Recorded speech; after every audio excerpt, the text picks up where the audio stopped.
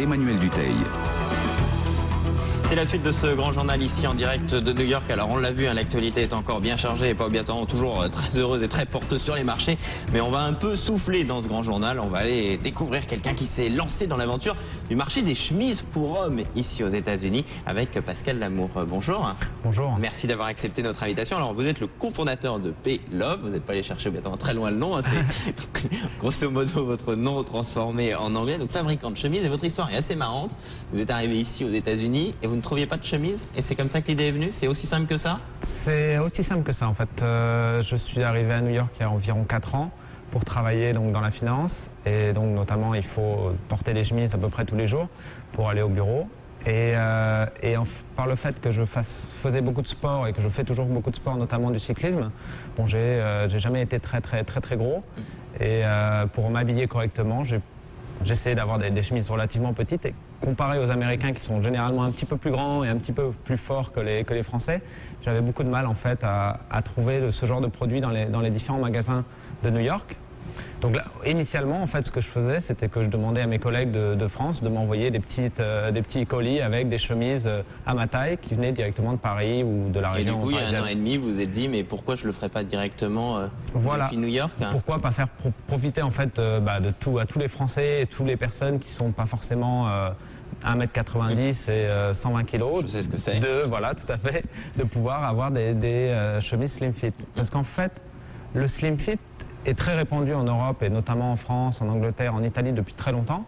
Et aux États-Unis, en fait, c'est vraiment en train de se mettre en place. On le voit avec des marques étrangères quand même, des marques par exemple comme le japonais Uniqlo qui commence à être très présent ici. Lui justement, c'est un peu le fer de lance de sa stratégie et de sa conquête mondiale, ce genre de produit. Tout à fait. Ouais. Mais c'est vrai que ça s'est développé depuis les 4 dernières années. On voit maintenant dans tous les magasins, on a la ligne Slim Fit ou Tailor Fit qui est disponible. Alors là, si on a eu envie de vous inviter, c'est que c'est la Fashion Week qui a débuté hier à New York. C'est vraiment l'événement incontournable pour la mode, hein, au sens large, puisque c'est là où sont présentées notamment les collections prêtes à porter, donc ce qui va être un peu l'avenir. Et vous, notamment hier soir, il y a un élément incontournable, paraît-il, dans cette Fashion Week, c'est la nuit qui précède, c'était hier soir, la Fashion Night Out. Et donc c'est là où des créateurs présentent leur collection sans pour autant avoir après l'occasion de défiler, ce qui était votre cas. Est-ce que vous avez senti un intérêt lors de cette Fashion Night? Tout à fait, c'est vrai qu'en fait nous on avait un événement qui se situait dans le Meatpacking District, dans le club 10 June, et en fait dans tous les magasins du Meatpacking District et du West Village, on avait en fait une effervescence avec beaucoup de personnes qui se promenaient dans les rues et pour pouvoir en fait découvrir la Fashion Night Out, parce que chaque magasin avait son propre événement, un concert, des DJs qui avaient mis en place des dance floors sur les différents trottoirs.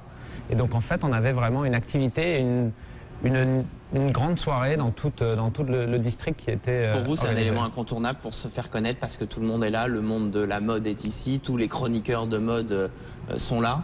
C'est un moment en fait, oui, où on va pas forcément vendre des produits à ce moment-là, mais on a envie d'avoir son nom cité, d'être en fait dans la presse et d'avoir des échos, que les gens deviennent familiers en fait avec la marque. Et ça en fait c'est en ayant des événements où vraiment les personnes viennent, ils profitent de la musique, ils ont un drink et en fait ils entendent parler de la marque et comme ça ils se familiarisent progressivement. Au bout d'1 an et demi, ça marche comment? Au bout d'1 an et demi... Parce que vous êtes lancé, on était encore en crise et là on rentre peut-être en crise. Oui, tout à fait. Donc en fait notre idée c'était un petit peu ça aussi, c'était qu'on essayait d'avoir des produits qui avaient en fait une valeur proche en fait de ce que ça peut coûter à mettre en place. Donc c'est-à-dire on tient en compte le prix du coton, la fabrication, le transport, mais on n'essaye pas de créer des marges énormes parce qu'en fait on se rend compte qu'actuellement, et c'était vrai il y a 2 ans et ça va redevenir vrai je pense maintenant, c'est que le consommateur a un petit peu changé sa façon de voir les choses.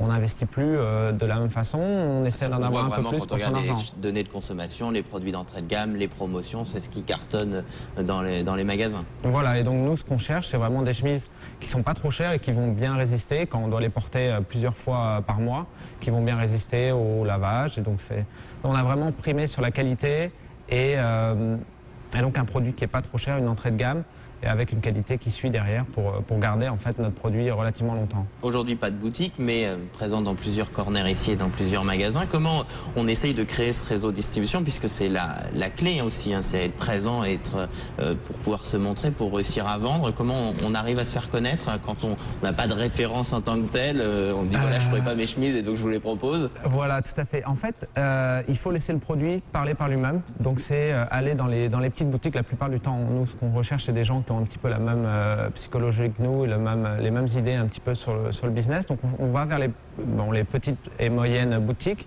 et on leur présente notre produit généralement en leur proposant d'essayer la chemise, de la porter, de voir comment elle se comporte, s'ils la lavent au repassage. Et en fait, c'est comme ça, en laissant le produit parler, que généralement, c'est là qu'on arrive à attirer notre client, tout simplement. Stratégie online aussi, aujourd'hui, sans Internet, une aventure comme la vôtre serait pas possible? Ça serait difficilement possible. Difficilement possible. C'est vrai que le online permet de réduire énormément les coûts de commerce, que ce soit de magasins de présence, et de permettre d'avoir quand même un service disponible dans tous les États-Unis. Ou même en dehors des États-Unis, on a quelques clients au Canada et au UK, quelques-uns en France aussi, forcément. Mais ça permet en fait d'avoir un accès, de donner l'accès en fait à une infinité de personnes en réduisant les coûts au maximum. 1 an et demi après, ça se porte comment?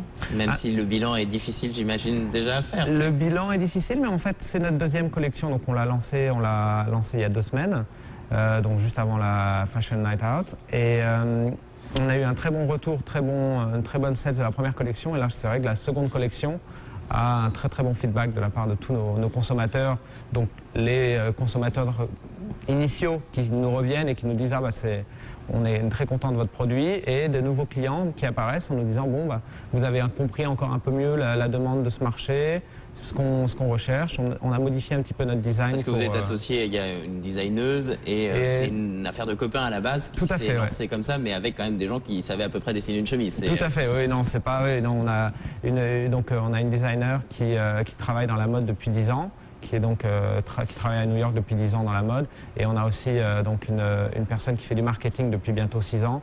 Donc c'est pour ça qu'on a des qualités qui se complètent pour arriver à avoir quand même une entreprise qui peut tenir la route. C'est plutôt côté finance du coup? Voilà, moi c'est plutôt le côté comptabilité, finance, et après on essaye de faire jouer un petit peu le réseau de toutes les personnes qui travaillent dans la finance à New York, qui doivent porter une chemise tous les jours. Donc, qui sont expatriés français et qui sont expatriés. Mais plus sérieusement, ce qui est important, c'est la capacité que vous avez pu avoir, ce qui vous a permis un peu de décoller, semble-t-il, à se retrouver dans quelques séries américaines plutôt connues, et votre chemise est portée, et un téléspectateur peut se dire tiens, elle est pas trop mal sa chemise, j'aimerais bien l'avoir. Ça aussi, aux États-Unis, plus que n'importe où, c'est capital de rentrer dans ce marché des séries télé. Les séries télé, ou disons, il nous faut en fait des personnes célèbres portant un produit et qui deviennent un petit peu les porte-parole du produit, pour que ensuite on arrive à faire la différence par rapport à d'autres marques. Et c'est vrai qu'on a eu la chance en fait de rencontrer une styliste qui travaille sur LA, qui a beaucoup apprécié notre produit, et qui a donc Los Angeles, pardon, et qui a donc essayé d'habiller différentes célébrités avec notre produit. Parmi les plus connus? Parmi les plus connus, on a eu donc Marc-Paul Goslar. Vous rêvez quand même. Voilà, Marc-Paul Goslar qui était sauvé par le Gong, Zach Morris de Sauvé par le Gong, qui est toute notre génération en fait qui a suivi cette série. Donc c'est vrai, lui est dans sa nouvelle série qui s'appelle Franklin & Bash, qui est une série un peu humoristique de juristes qui voient la loi de façon un peu originale. En fait, pendant son show, il doit porter environ, je crois qu'il porte à peu près la moitié de notre collection. Donc dans chaque épisode, il porte une chemise différente. Et donc comme c'est quelqu'un qui fait beaucoup de sport et qui est aussi un cycliste, en fait, notre produit lui convient très bien, parce qu'il est à la fois, il a des bonnes épaules, mais il est relativement slim fit.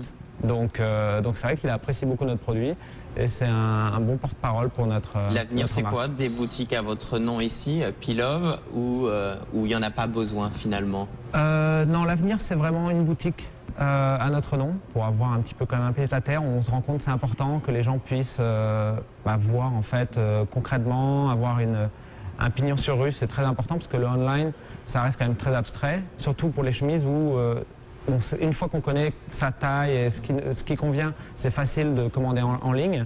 Mais le plus difficile, Oui. en fait, c'est le premier essayage. Et la France ? Et la France, bien sûr, dès que possible, parce que mes racines sont... les États-Unis. Voilà, c'est vrai que c'est... on part vers le plus petit pour après le plus gros morceau qui est la France, forcément. Merci en tout cas d'avoir accepté notre invitation. C'était Pascal Lamour, le cofondateur de Pilov, donc une marque ici de chemises Slim Fit qui tente l'aventure également sur ce marché américain. Écoutez